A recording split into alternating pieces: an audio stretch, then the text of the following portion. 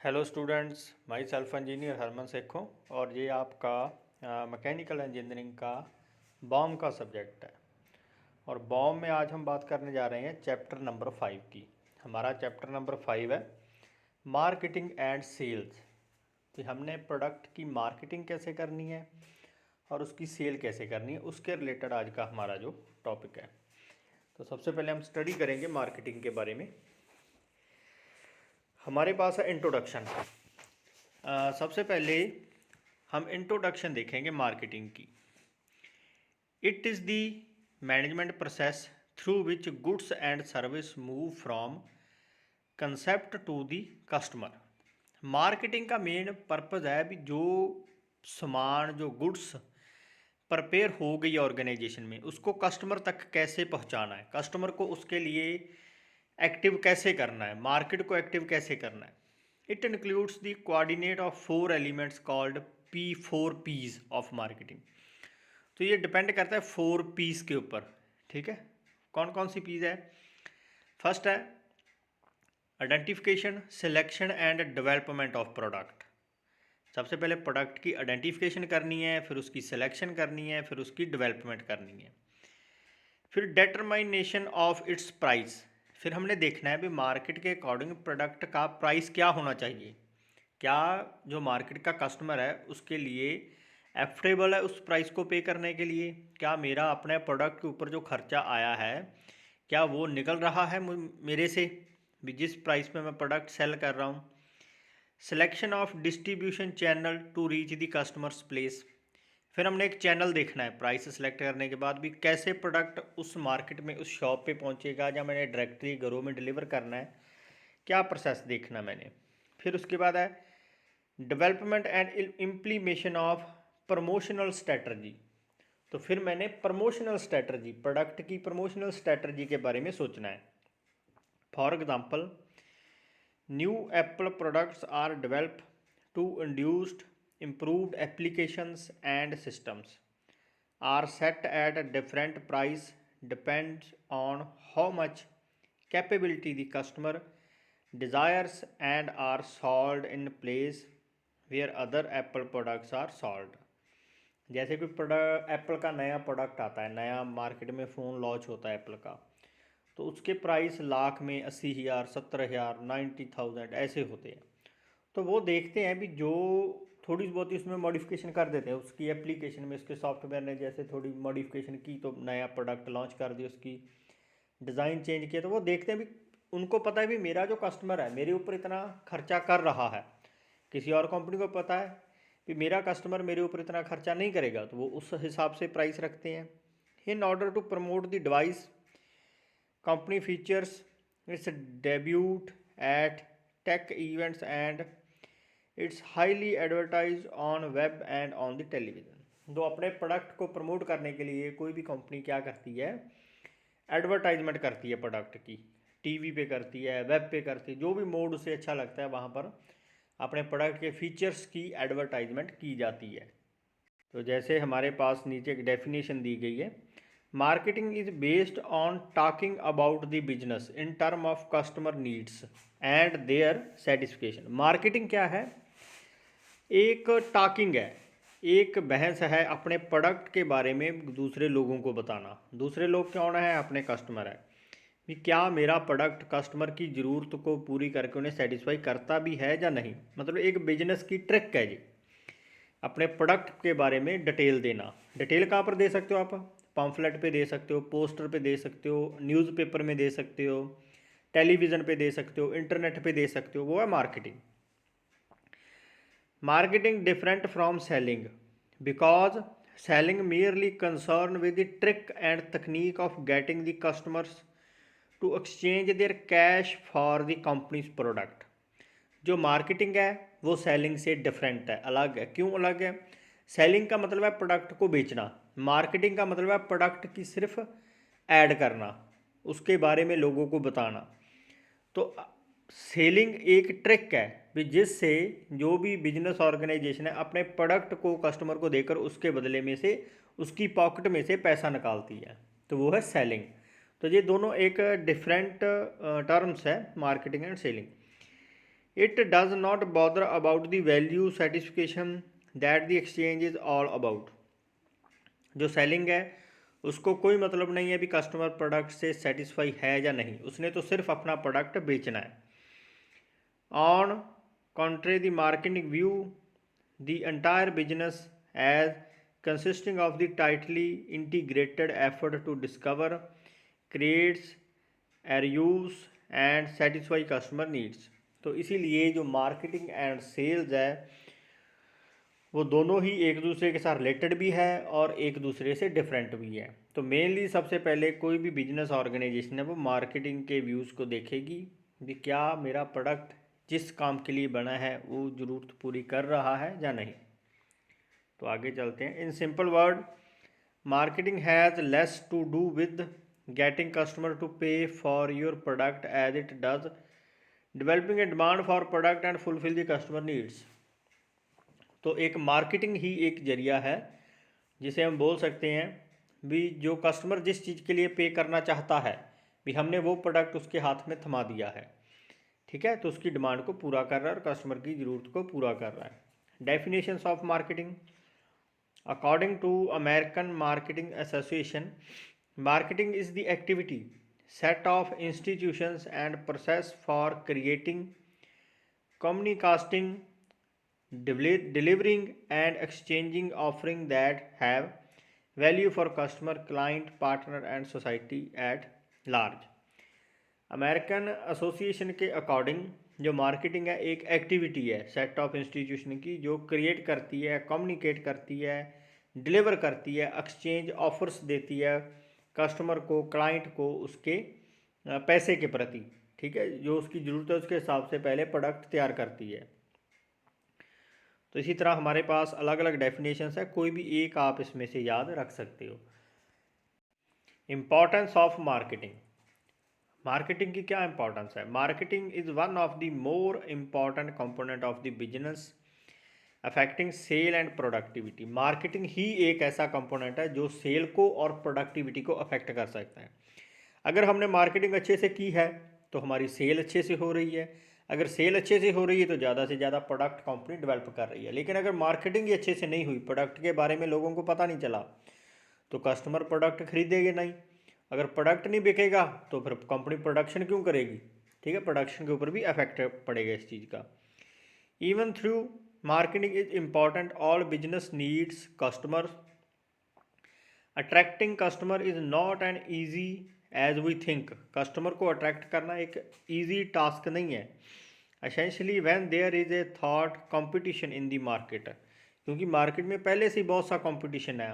एक फ़ोन है तो उस फ़ोन के मॉडल के, उसी कैपेसिटी के, उसी एप्लीकेशन के कितने और कंपनीज़ के फ़ोन भी मार्केट में पड़े हैं, तो हम अपने प्रोडक्ट को कैसे बेचेंगे इतने कंपटीशन में। If the peoples are not coming to check the product we may need to make effort to change this by increasing marketing effort. अगर कोई भी कस्टमर हमारे प्रोडक्ट के ऊपर कंसंट्रेट नहीं कर रहा, हमारे प्रोडक्ट से आकर्षित नहीं हो रहा, तो फिर हमारी एक जिम्मेवारी बनती है कि हम अपने मार्केटिंग के प्रोसेस को चेंज करें ताकि लोगों को पता चले। All business owners understand the importance of marketing but they can not discussing between marketing and advertising. हर एक बिजनेस ऑर्गेनाइजेशन को पता है कि मार्केटिंग ज़रूरी है किसी भी प्रोडक्ट को बेचने के लिए, तो फिर वो मार्केटिंग एंड एडवर्टाइजमेंट में एक कॉम्बिनेशन बनाते हैं, उनको डिफ्रेंशिएट करते हैं। Marketing has a vast boundaries and advertising is just a part of it. Marketing किसी भी प्रकार से हो सकती है। हम कस्टमर के घर तक अप्रोच कर सकते हैं, कस्टमर पर के लिए हम टेलीफोन पर अप्रोच कर सकते हैं, टीवी पे अप्रोच कर सकते हैं, मीडिया में अप्रोच कर सकते हैं, रोड्स के ऊपर बैनर लगा सकते हैं, फिल्म में एडवर्टाइजमेंट दे सकते हैं। लेकिन एडवर्टाइजमेंट तो सिर्फ एक मार्केटिंग का पार्ट है। जैसे हम टीवी देखते हैं, मोबाइल देखते हैं, तो किसी प्रोडक्ट की एडवर्टाइजमेंट आती है तो हमें पता चलता है। उसी तरह जो एडवर्टाइजमेंट है वो तो एक मार्केटिंग का सिर्फ पार्ट है। तो ऑर्गेनाइजेशन उनको एक साथ लेकर चलती है। All form of marketing promotes product awareness to the market at large। तो फिर ऑर्गेनाइजेशन मार्केटिंग के थ्रू प्रोडक्ट को प्रमोट करती है, उसकी अवेयरनेस के बारे में बताती है प्रोडक्ट की जो ज़्यादा अच्छाइयाँ होती हैं वो हमें दिखाई जाती है एडवर्टाइजमेंट में। Marketing strategy help you to stay one step ahead of the competition.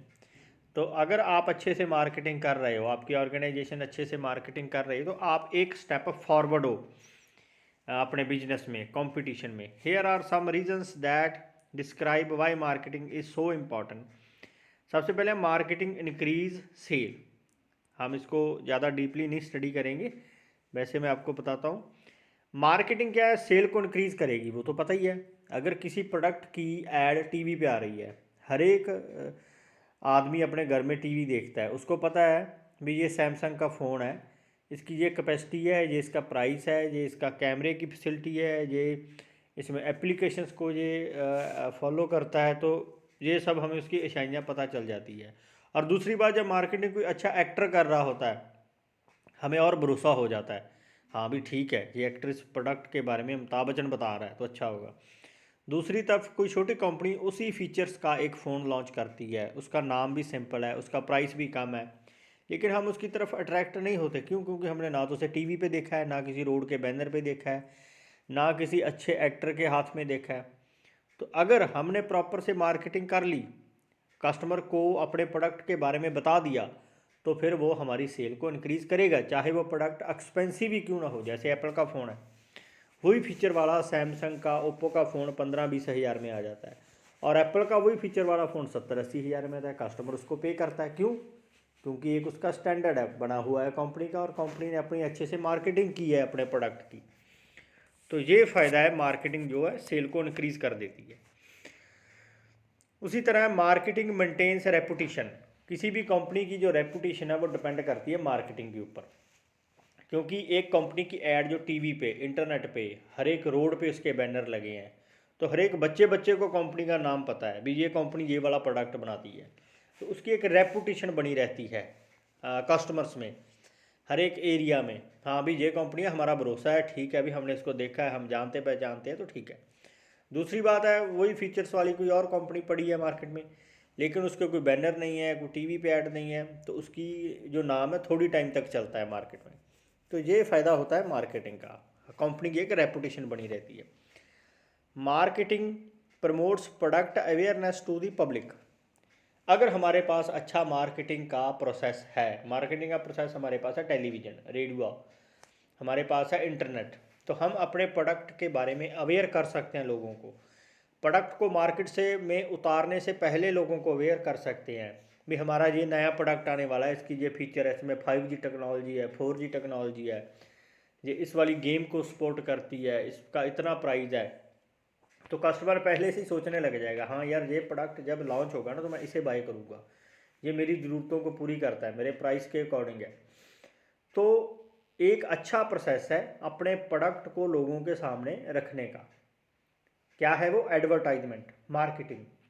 तो हम मार्केटिंग से अपने प्रोडक्ट की अच्छाइयों को दूसरे लोगों के सामने रख सकते हैं।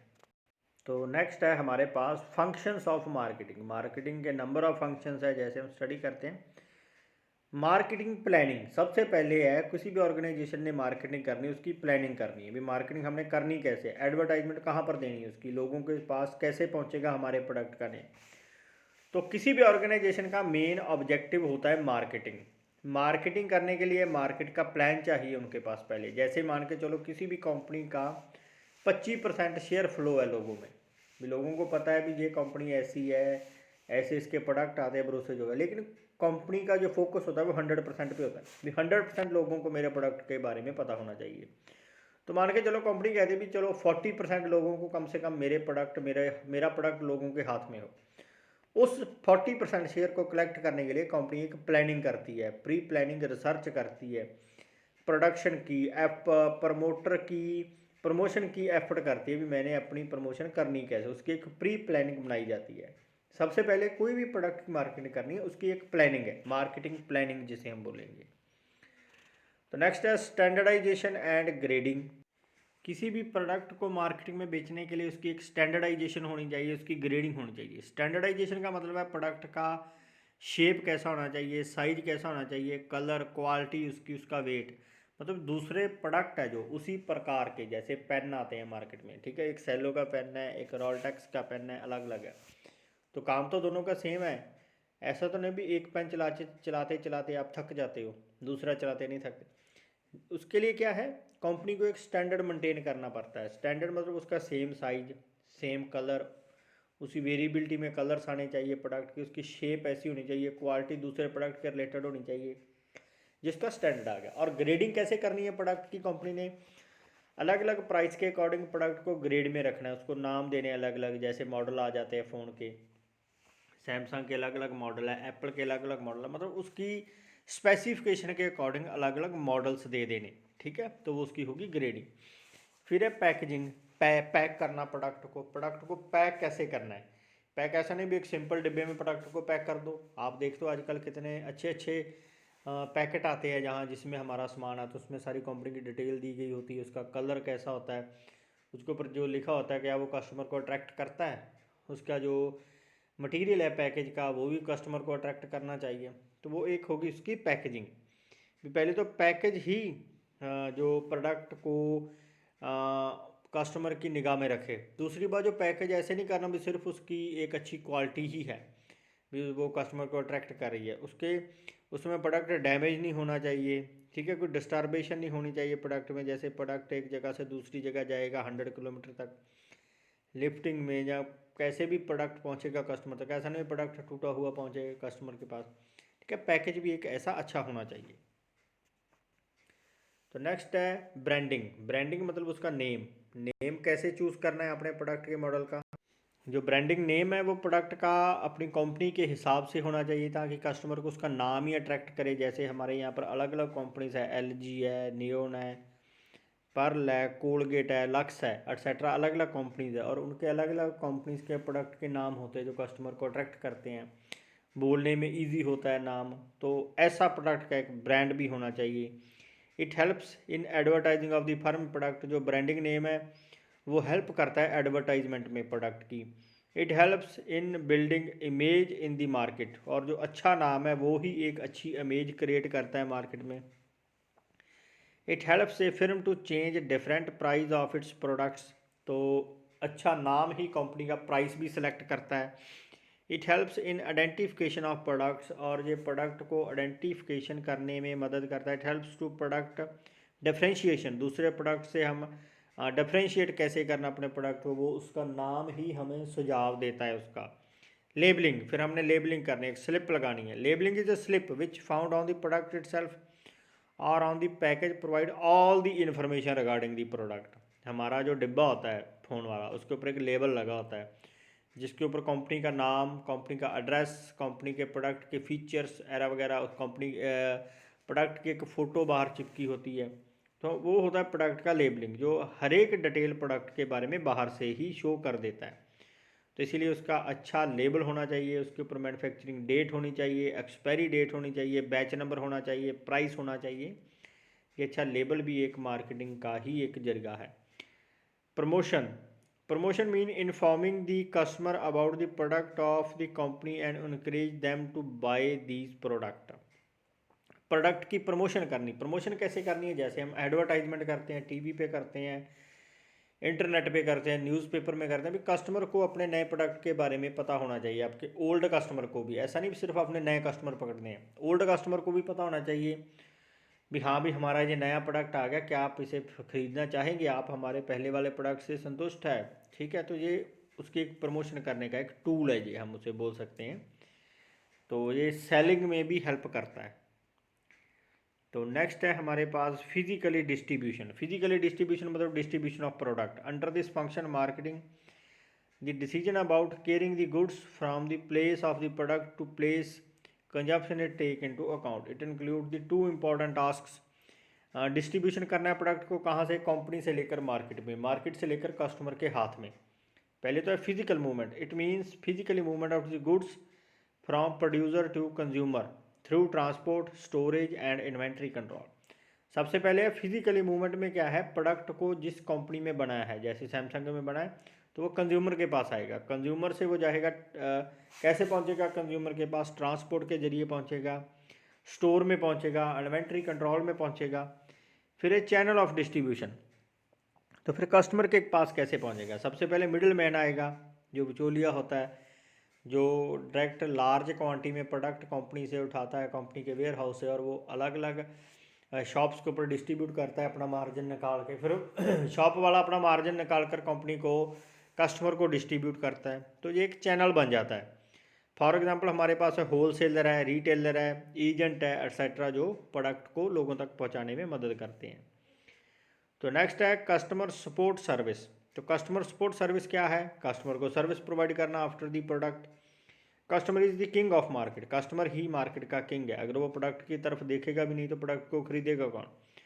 सो it is one of the chief function of the marketer to offer every possible help to customer.